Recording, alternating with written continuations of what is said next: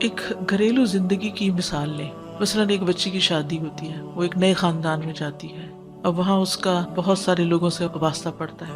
اپنے فیملی ماں باپ کے ساتھ تو بہت ساری چیزوں میں وہ درگزر کر جاتے ہیں، اپنے وہ حق چھوڑ کے ہمیں فیسیلیٹیٹ کرتے رہتے ہیں. ماں باپ کما کما کے کھلاتے ہیں، پلاتے ہیں، بڑا کرتے ہیں. شادیوں تک میں کیا کچھ خرچ نہیں کرتے، خود نہیں کھاتے، خود اپنی خوشیاں پیچھے کر دیتے ہیں، خود تھکتے ہیں اور بچوں کو خوش رکھتے ہیں. لیکن یہ ساری پیمپرنگ شادی کے بعد تو نہیں ہوتی.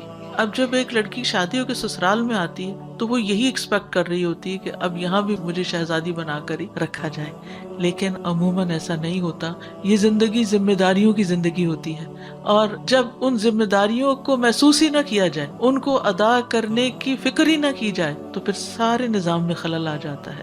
اس میں پھر کبھی دین کا سہارا لیا جاتا ہے کہ عورت پہ گھر کے کام کی ذمہ داری نہیں، عورت پہ ساس سسر کی ذمہ داری نہیں، عورت پہ یہ بھی نہیں، عورت پہ وہ بھی نہیں. تو نتیجہ کیا ہے کہ جب وہ صرف حقوق لینے کی باتیں کرتی ہے اور حق دیتی نہیں ہے، عدل سے ہٹ جاتی ہے، تو پھر وہ زندگی خوشگوار ہو ہی نہیں سکتی. اور پھر خاص طور پر اگر انسان اپنی آخرت کو بھول کر یہ زندگی گزار رہا ہو تو اس میں پھر جھوٹ، فریب، بعض اوقات بد عہدی، بعض اوقات چیٹنگ، بہت ساری چیزیں شامل ہو جاتی ہیں جس سے معاملات میں کمپلیکیشن بڑھتی چلی جاتی ہے. تو اس لیے بہت ضروری ہے کہ کہیں پر بھی ہم ہوں، گھر کے ادارے میں ہوں، گھر بھی تو ایک انسٹیٹیوشن کی طرح ہے نا. تو جب تک ہم اس کی بنیاد بھی، کیوں خطبہ نکاح میں 4 دفعہ تقویٰ کا حکم دیا گیا ہے، جب تک اس کی بنیاد تقویٰ پر نہیں رکھتے اور وہاں پر بھی ہم آخرت اورینٹڈ نہیں ہوتے، تو پھر صحیح طور پر دنیا کی تعمیر بھی نہیں ہو سکتی.